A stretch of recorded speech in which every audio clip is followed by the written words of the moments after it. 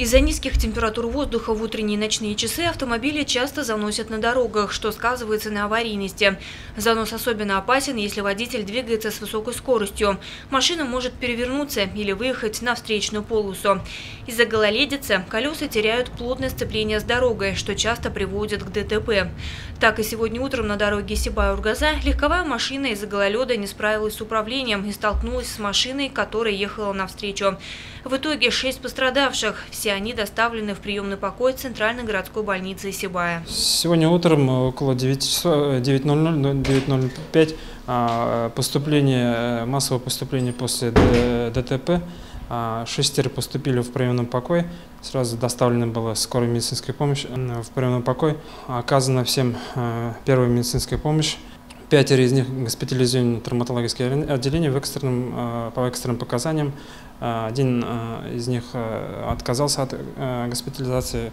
Остальные были госпитализированы в травматологическое отделение. Сейчас они обследуются, оказывается специализированная помощь. Сотрудники ГИБДД призывают всех участников дорожного движения, как водителей, так и пешеходов, быть бдительнее на дорогах, особенно в такую погоду.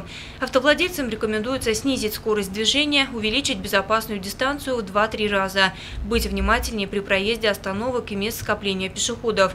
Но первое и главное, что нужно сделать с приходом минусовых температур, это сменить летние шины на зимние.